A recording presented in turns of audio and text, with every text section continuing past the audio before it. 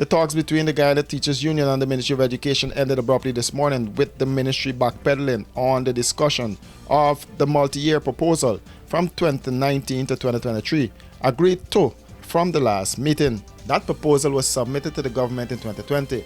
According to the union, it all started at this morning's meeting when the permanent secretary, who was not part of the first meeting, turned up at today's meeting while the agreement was moving forward. According to a statement from the Ministry of Education, the meeting was chaired by the permanent secretary, Hussein Autar, who upheld government's position that the discussions surrounding salary increases should be from 2024 onwards.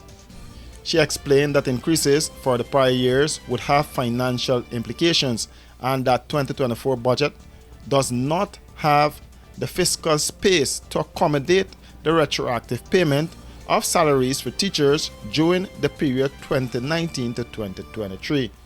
GTU President Mark Light at a press conference this morning responded. Mind you, we made that very clear that the permanent secretary, being the finance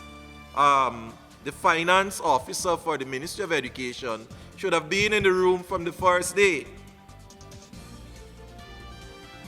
We were not even settled when the permanent secretary indicated that the government will not negotiate as agreed on in the last minute from 2019-2023. And at that time, we made it very clear the unethical and the misinformation that emanated on Thursday evening in the form of the memo, when it was agreed that the multi-year proposal will be discussed in its fullest, and any other matter outside of the proposal. The CEO apologized for his misunderstanding. He apologized for his misunderstanding and also stated that he was not aware that he was the chief. He was not the chief negotiator. Hence, he conceded that the PS should be part of the discussion. At that time, the union resolutely put forward its position to say, we are not interested in discussing any multi-year proposal 2024 and beyond because we have not submitted such. We find that the PS was very disrespectful in saying that we can go back to our members and put together a multi-year proposal 2024 and beyond to suit the narrative from the government.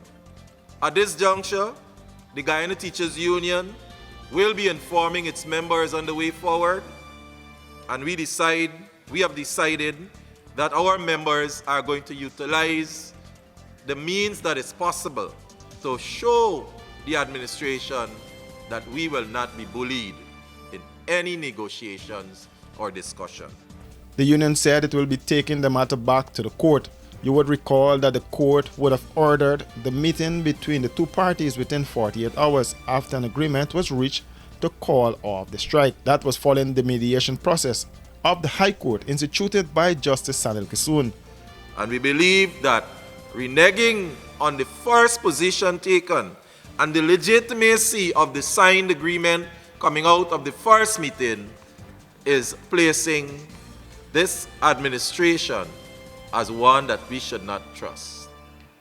It is very clear that the Ministry of Education and its principals believe that they can take the GTU for a ride.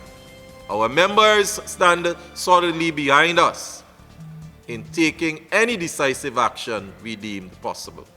The position is the ministry reneging on the years for discussion, saying that they have no budgeted plan for the previous years is absolute rubbish, and the union will not be bullied into accepting any proposal 2024 and beyond. The GTU president said all options are before the union. Strike being the one that we would have called off, and strike being a possible action that will resume. So this nation can be plunged again in a nationwide strike action, because the thousands of teachers across this country are sorely disappointed in the action of this administration. and they will be held accountable for this. Both Light and his General Secretary, Coretta MacDonald, said it was extremely frustrating. So it is very frustrating, and I'm sure the thousands of teachers and the Guyanese people that are latched on, those in the diaspora as well, on the social media platform are extremely disappointed.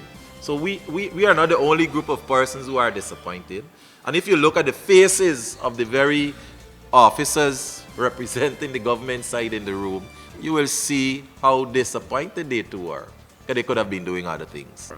And we're hoping that good sense will prevail. In another 2 days, we have the mock exams for the grade 6, and that's of concern to us.